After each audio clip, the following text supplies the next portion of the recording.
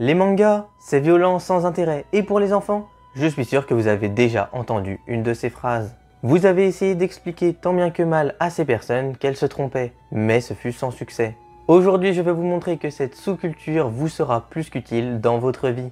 Vous allez découvrir que tout ce temps passé à lire des mangas et à regarder des animés n'est pas vain, et qu'il vous permettra même de survivre dans des situations difficiles.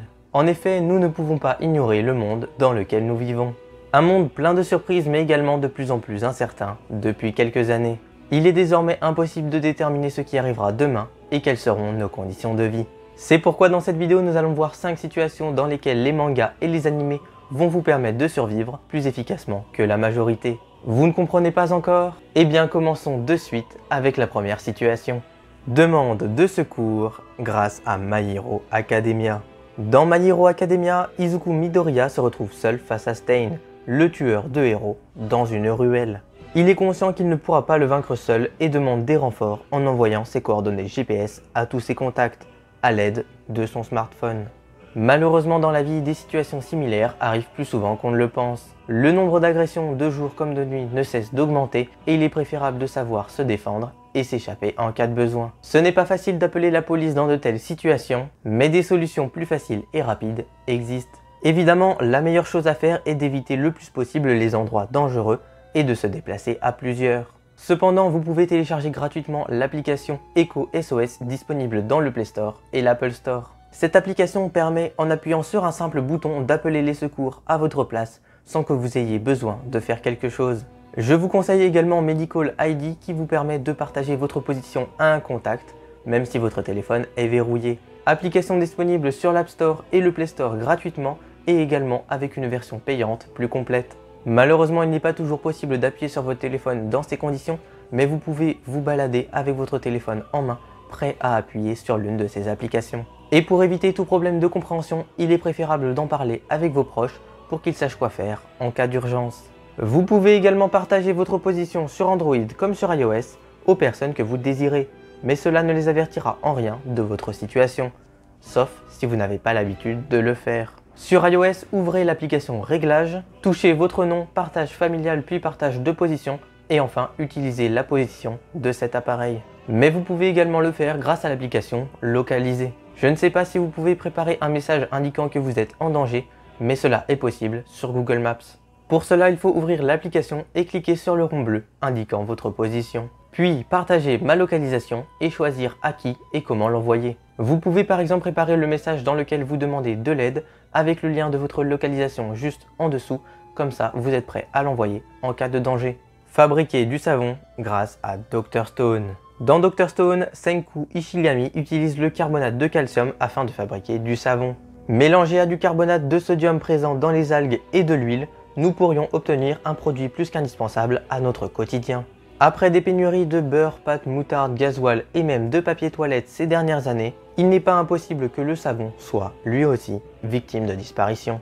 Mais alors, est-il réellement possible de fabriquer du savon grâce à ces produits? Ne sont-ils pas trop compliqués à trouver pour des personnes lambda?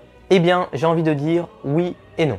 Vous allez pouvoir créer du savon par vous-même avec des produits que l'on retrouve dans toutes les maisons. Mais contrairement au manga, ça se fera sans carbonate de calcium. En effet, il y a différentes manières de réaliser du savon, certaines plus compliquées que d'autres. Mais la solution la plus simple est clairement de mélanger de l'huile avec de l'hydroxyde de potassium pour avoir un savon liquide ou avec de l'hydroxyde de sodium pour avoir un savon solide. C'est vrai que ces noms scientifiques font peur, mais pour appuyer mes propos, je mets toutes mes sources dans la description. On peut donc passer à la fabrication de ce fameux savon. Pour remplacer les carbonates de sodium et de calcium, vous pouvez très bien utiliser du bicarbonate de soude. C'est un produit qu'il y a normalement dans toutes les cuisines, mais vous aurez également besoin d'huile végétale ainsi que d'huiles essentielles. Pour le bicarbonate, il faut bien vérifier qu'il soit consommable, mais normalement s'il est dans votre cuisine, il ne devrait pas y avoir de problème. Il est souvent utilisé dans l'alimentation, les produits de beauté ou encore de nettoyage. Pour les huiles végétales comestibles, je vous conseille des huiles inodores comme l'huile de coco, de noisette ou d'autres que vous connaissez. Parce que j'ai essayé avec de l'huile d'olive et je vous dis tout de suite que l'odeur est insupportable. Vous pouvez prendre qu'une seule ou plusieurs huiles, c'est vous qui choisissez en fonction de ce que vous avez, mais également en fonction de vos préférences. Et pour finir, les huiles essentielles, attention parce qu'il faut absolument qu'elles soient comestibles et sans danger pour vous. Normalement, tout cela est écrit sur les boîtes, les flacons ou même les notices. donc faites bien attention. Après, ces huiles essentielles, elles ne sont pas indispensables, mais si vous voulez sentir bon, c'est quand même le top. Au niveau de la fabrication, je vous laisse mettre les quantités que vous voulez afin d'obtenir la consistance souhaitée. Pour ma part, j'ai mis 10 g de bicarbonate, 10 g d'huile d'olive et 5 g d'huile de coco. Je n'avais pas d'huiles essentielles, mais je vous conseille d'y aller doucement sur le dosage car l'odeur peut rapidement devenir forte. Vous pouvez ensuite mélanger le tout et trouver un petit flacon ou une bouteille pour conserver votre savon fait maison.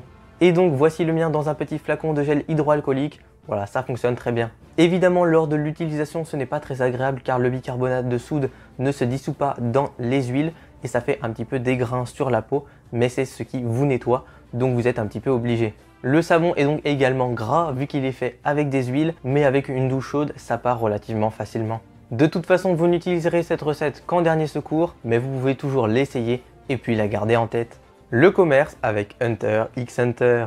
Dans l'arc de Yorkshire City, nos trois comparses Gon, Kirua et Léolio font l'usage de différentes techniques de manipulation et d'astuces afin de gagner un maximum d'argent en un minimum de temps. Dans la vie de tous les jours comme en temps de crise, ces méthodes peuvent être très efficaces. Que ce soit pour vendre un objet, en obtenir un autre ou faire de l'argent, vous aurez forcément besoin d'une de ces méthodes dans votre vie. Cependant, il ne faut pas oublier de rester dans la légalité, donc je vous conseille de faire attention et puis de vous renseigner avant d'agir. Évidemment, ces méthodes sont reconnues mais elles ne fonctionnent pas tout le temps car ça dépend beaucoup de la situation dans laquelle vous vous trouvez, de vous, mais surtout de la personne que vous avez en face. Nous avons tout d'abord l'échange. Bon, je ne pense pas avoir besoin de vous expliquer ce qu'est un échange, donc on va passer à autre chose.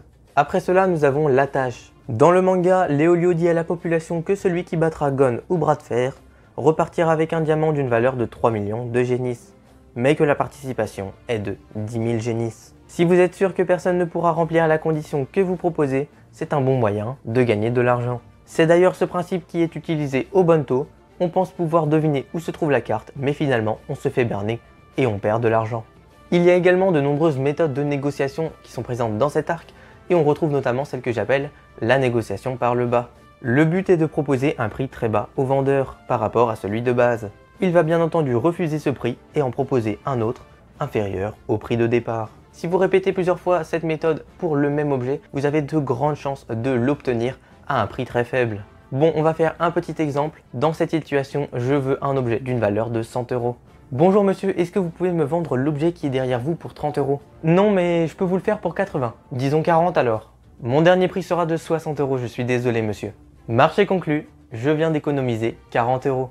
Évidemment, vous pouvez également faire croire que l'objet a une faible valeur, en prétendant que ce soit un faux ou un objet relativement commun qui ne mérite pas d'être vendu au prix proposé, et le vendeur se verra obligé de vous le vendre moins cher. Par exemple, je veux toujours cet objet à 100 €. Bonjour monsieur, est-ce que vous me vendez cet objet pour 30 € s'il vous plaît? Non, le prix indiqué est de 100 € et il ne changera pas, désolé monsieur. Mais vous savez que cet objet n'est qu'une contrefaçon et qu'il ne vaut pas plus de 10 €, l'original est plus grand et un petit peu plus vieux. Ah bon? Bon bah très bien, je vous le vends pour 30 € alors. Évidemment, ce n'est pas aussi simple dans la vraie vie, mais vous avez compris le concept. Lors d'une enchère, il est possible de décourager la concurrence en augmentant le prix d'un coup afin qu'il ne puisse pas suivre la somme que vous proposez. Bien évidemment, je vous conseille de rester dans votre budget pour éviter de faire des petites folies. De l'achat-revente est également possible et facile à faire. Avec les techniques vues précédemment, vous pouvez acheter des objets à bas prix et les revendre aux bonnes personnes, aux bons endroits et évidemment faire du bénéfice.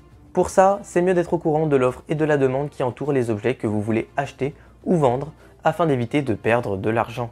Et la dernière méthode présente dans Hunter x Hunter est celle du pourcentage, qui consiste à aider quelqu'un à effectuer une vente ou un travail et à demander un pourcentage de la somme finale en contrepartie. Hey Mythos, on aimerait vendre cet objet là à 100 €, est-ce que tu as des conseils? Je veux bien vous aider mais à condition que vous me donniez 30% du prix de vente. Ok, ça marche. Et voilà une affaire rondement menée. La concentration grâce à Naruto. Dans ce manga culte, la concentration de Naruto a un lien très fort avec l'eau.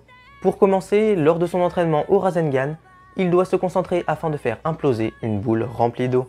Plus tard, il entraînera son chakra au bord d'une cascade en essayant de la scinder en deux. Là aussi, les clés de cet entraînement sont la concentration et la persévérance. Et pour finir, au début de la 4e grande guerre ninja, nous avons Naruto qui tente de maîtriser Kyuubi en lui demandant son chakra.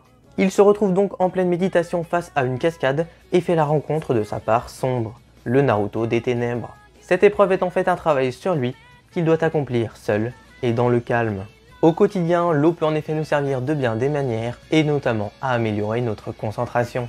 Mais sera-t-elle toujours chaude? Malheureusement, c'est impossible à déterminer. C'est pourquoi, comme Naruto, vous allez pouvoir faire de la méditation et prendre des douches froides qui vous permettront de gérer votre stress, favoriser votre attention, votre mémoire et votre respiration, ainsi qu'augmenter votre résistance au froid. Pour commencer, parlons de la douche froide. Je sais que pour certaines personnes, ça fait peur, mais c'est largement surmontable. Et là, je parle en connaissance de cause parce qu'au moment où je tourne cette vidéo, ça fait plus de 300 jours que je prends des douches froides, donc je pense que j'ai un petit peu de connaissances. Évidemment, je ne vais pas vous faire un tuto pour savoir comment prendre des douches froides, il y en a plein sur YouTube. Mais je ne peux que vous conseiller d'en prendre car elles vous seront très utiles. En plus d'améliorer votre circulation sanguine, votre résistance au froid ainsi que votre sommeil et soulager vos courbatures, elles vous forceront à développer votre concentration, votre respiration et votre perception de la douleur.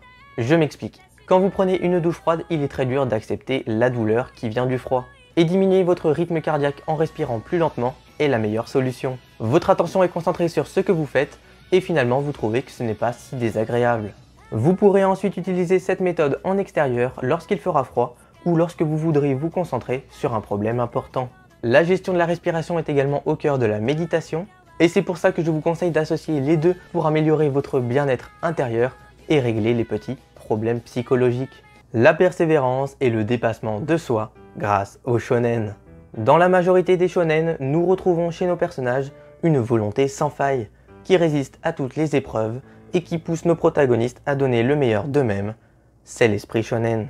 Au cours de notre vie, nous sommes contraints de faire face à de nombreuses situations qui demandent courage et persévérance.